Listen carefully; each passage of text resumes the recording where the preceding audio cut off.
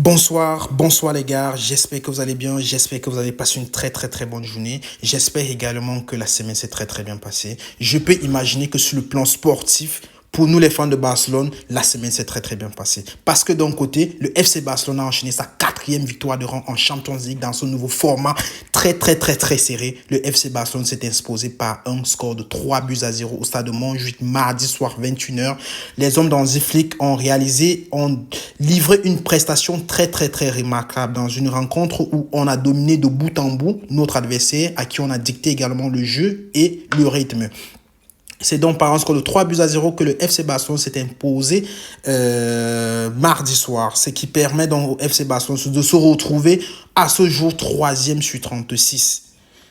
Et de l'autre côté, le Real de Madrid a encore enchaîné une contre-performance à Anfield, chez Liverpool.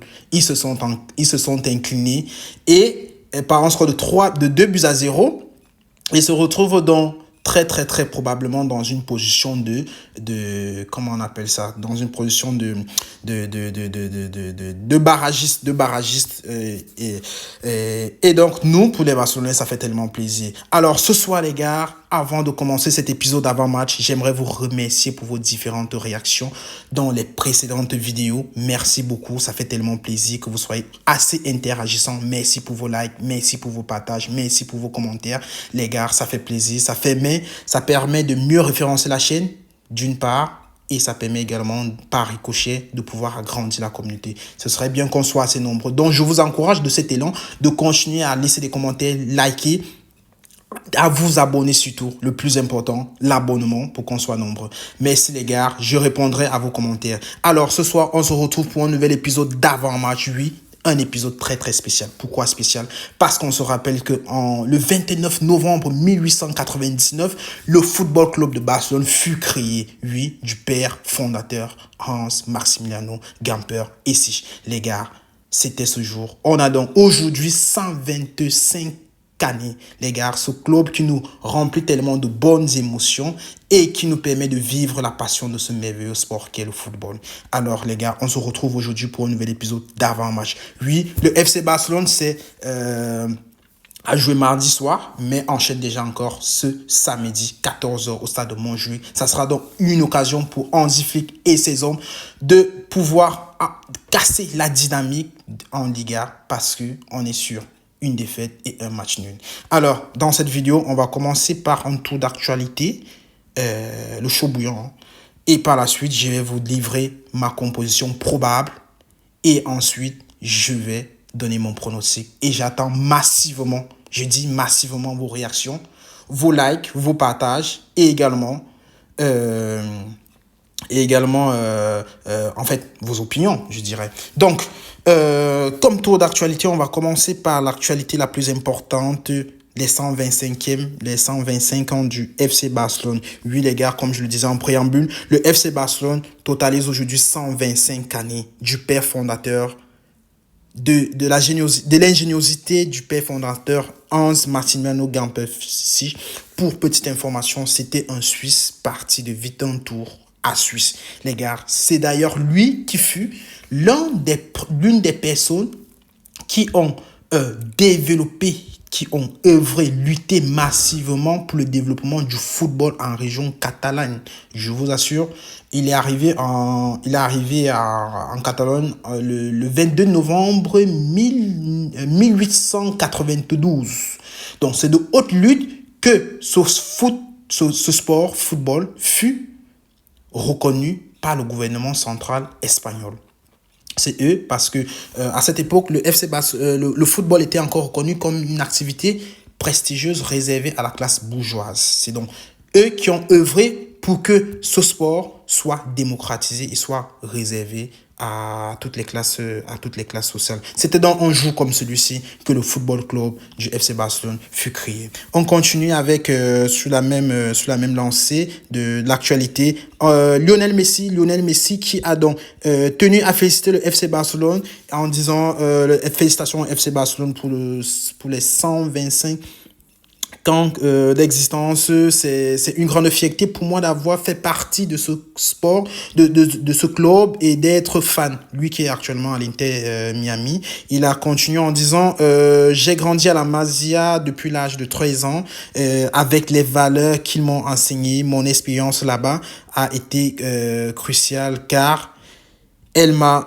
non seulement formé en tant que joueur, mais également en tant que personne. Ça fait plaisir. Le GOAT a tenu à féliciter ce club et son message était très, très, très, très attendu. Lui qui est considéré comme le meilleur joueur de tous les temps. Lionel Messi a donc tenu son mot à dire pour le 125 ans d'anniversaire du FC Barcelone. On continue avec une autre actualité, c'est celle concernant Lamine Yamal.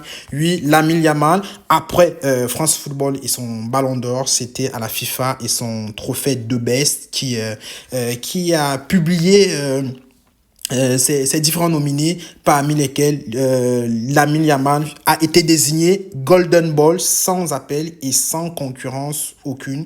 Lamine Yamal est le Golden Boy 2024 et il succède donc à Bellingham et lui qui a d'ailleurs succédé à Pedri Gavi. Ça fait donc le quatrième joueur. Barcelone se retrouve donc le seul club aujourd'hui avec le plus de Golden Ball après Messi en 2005, Pedri,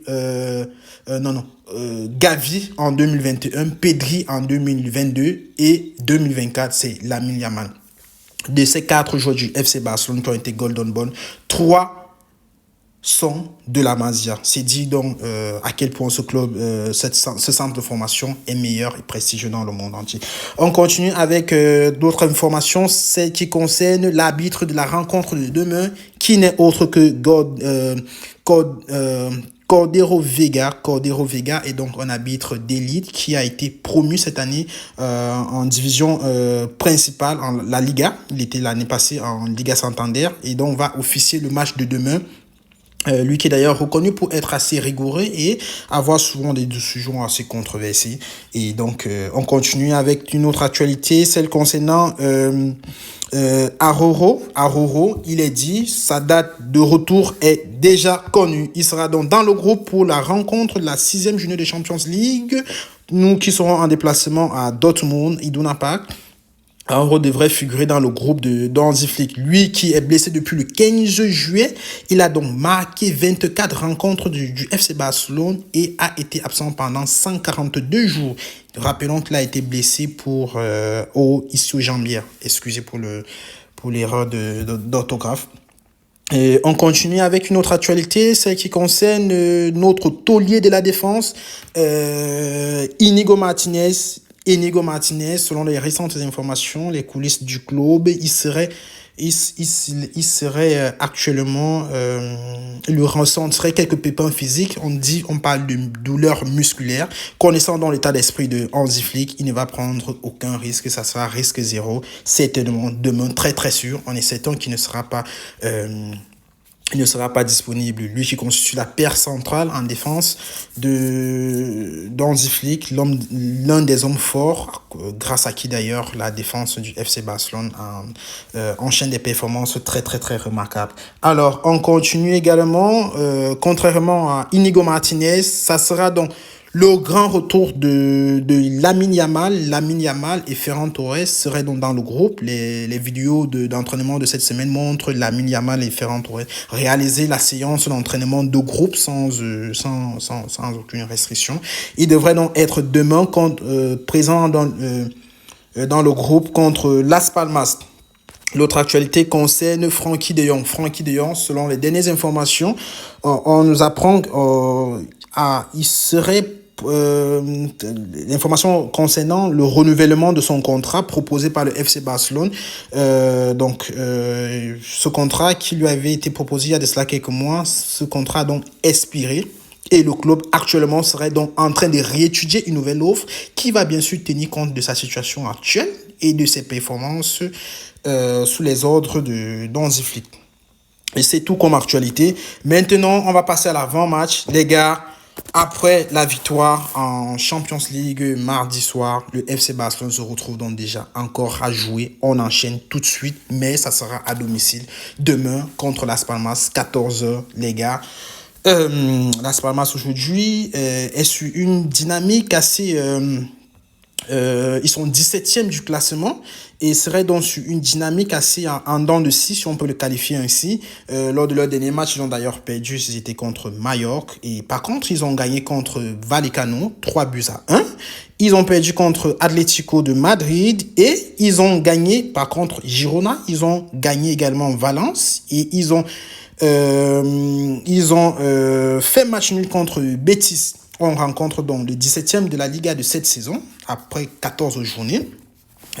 C'est un match que nous pouvons considérer comme léger, mais il faut faire attention, sinon on risque encore de se rattraper. Ça sera donc une occasion pour Hansi Flick de prendre la marge et de profiter d'un régime en dents de scie du Real de Madrid, qui d'ailleurs est très critiqué. Mbappé qui est très critiqué sur ses récentes performances. C'est un moment pour le FC Barcelone, non seulement de briser la dynamique, parce qu'il faut le rappeler, on est à les 2 derniers matchs, c'est une défaite et un match nul la semaine passée. Alors demain, Hansi Flick et ses hommes ont donc une opportunité de pouvoir briser cette mauvaise dynamique et donc certainement de gagner les 3 points, ce que j'espère qui sera le cas. Hansi Flick qui avait trouvé d'ailleurs lors des récentes conférences d'après-match, il avait trouvé que contre Celta Vigo, le match, ces joueurs avaient manqué de contrôle de balle, ils avaient effectué beaucoup d'erreurs et qui se précipitaient un peu ça et là. Et d'ailleurs, il avait également souligné le manque de concentration de son équipe. On se rappelle de la boulette de Koundé qui a valu à FC Barcelone un but. Et contre le match de Brest, il a été très satisfait de la performance. Oui, bien sûr, nous tous on a été satisfaits. Il a trouvé que son équipe avait dominé le match, ils avaient bien attaqué et bien défendu, faisant d'ailleurs les éloges de Pedri, qu'il avait trouvé assez le métronome, contrôler le rythme, les accélérations étant en accélération, le changement de côté, on se rappelle tous de ça. Alors les gars, ce soir, moi je vais proposer mon 11 probable. Tenant compte de l'actualité dans la tanière, des formes physiques de l'équipe, moi, je pense que sur le plan, au niveau des goals, on n'aura pas de surprise. Ça sera une équipe Iña. Je pense que ça sera une équipe Iña. Alors, par contre, en charnière centrale, avec les pépins physiques d'Inigo Martinez, Hansi Flick va appliquer le risque 0. Il sera tout simplement reposé et pourra donc permettre à Koundé d'être joint à Koubassi en charnière centrale, ce qui permettra à Torford d'occuper le flanc droit. Baldé, lui, quant à lui, devrait refaire son retour dans le 11 titulaire en tant que latéral gauche. Double pivot, la grande question, c'est qui sera aligné aux côtés de Pedri. Ça serait De Jong ou Gavi. Moi, pour ma part, j'ai pris De Jong parce que De Jong va nous apporter une certaine conduite verticale du ballon, ce qui correspond d'ailleurs aux idées de jeu d'Hansi Flick, et ça va faire beaucoup de bien à De Jong parce qu'il n'avait plus été titulaire. C'est un match léger où il peut reprendre forme, reprendre le rythme normalement et de pouvoir s'imposer et de gagner la confiance du coach. C'est pour ça que moi j'ai considéré que De Jong devrait être titulaire au devant de Gavi. En 10, Daniel Olmo sans surprise, latéral ailier gauche, Rafinha, qui d'ailleurs s'en sort très bien en cette position, contrairement à Daniel Olmo, qui n'a pas fourni de très belles performances dernièrement. Rafinha nous a fait du bien sur cette position contre le Real de Madrid et contre Bayern de Munich, où il a inscrit un triplé. Lamine Yamal, lui, quant à lui, devrait faire le retour dans le 11. Moi, j'ai mis Lamine Yamal à cette position en tant que titulaire parce que ça va lui c'est un match sans stress qu'on peut contrôler et ça va permettre à Lamine Yamal de tout de suite retrouver le rythme et pour pouvoir enchaîner mardi soir contre Mallorca. En pointe, c'est Lewandowski sans surprise. Ça sera lui, le goleador, l'homme au 101 buts en Ligue des Champions en 25 matchs. Le meilleur ratio, 0,80%. Alors les gars, j'attends vos différentes réactions sur ce classement. J'attends vos différentes propositions les gars. Merci pour réagir. Je vais répondre à vos commentaires. Continuez de vous abonner massivement. Et on souhaite à notre club, notre très cher club, pour cette 125e année, beaucoup de trophées cette saison. Un trophée de Champions League, pourquoi pas, ça sera d'ailleurs le cas. un trophée de Liga et un trophée de Coupe du Roi et de Super Coupe du Roi. D'ici à là, les gars, on se retrouve tout à l'heure pour la conférence d'après-match que je vais d'ailleurs communiquer, les gars. Merci pour vos différentes réactions. Abonnez-vous massivement et je vous souhaite bonne soirée. Portez-vous bien. Bon week-end.